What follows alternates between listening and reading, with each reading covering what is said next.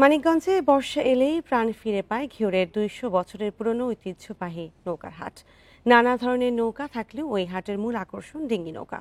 তবে খালবিল সহ নদ নদীর পানি কমে যাওয়ায় এবার ক্ষতির মুখে নৌকা তৈরির কারিগর ও পাইকাররা। ক্রেতা ও বিক্রি কমে যাওয়ায় প্রতিটি নৌকাতে লোকসান গুনতে হচ্ছে ৫০০ থেকে ১,০০০ টাকা।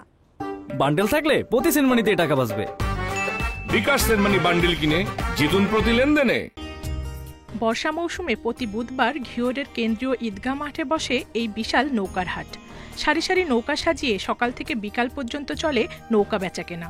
আকার, কাঠ ও কারিগরি দক্ষতার উপর ভিত্তি করে প্রতি নৌকার দাম পড়ে ৪ থেকে ৮,০০০ টাকা পর্যন্ত।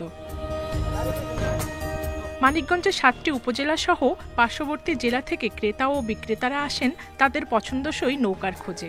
ওই নৌকাটা কিনে গরুর ঘাস কাটমু, মাছ মারমু, কিছু চলাফেরাও করা লাগবো।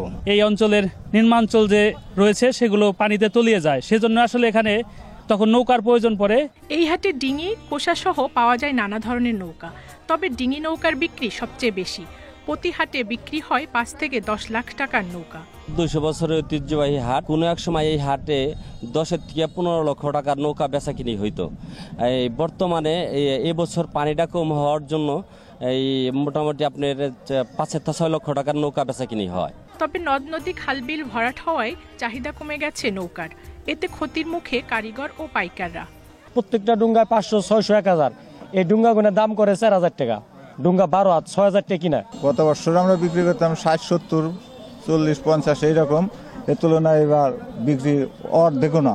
২০০ বছরের পুরনো ঘিওরের নৌকার হাট গ্রামীণ অর্থনীতির জন্য গুরুত্বপূর্ণ। খালবিল ও নদ নদীর পানি বাড়লে বেচাকেনা বাড়বে, এমনটাই প্রত্যাশা নৌকা তৈরির কারিগর ও পাইকারদের। Independent news.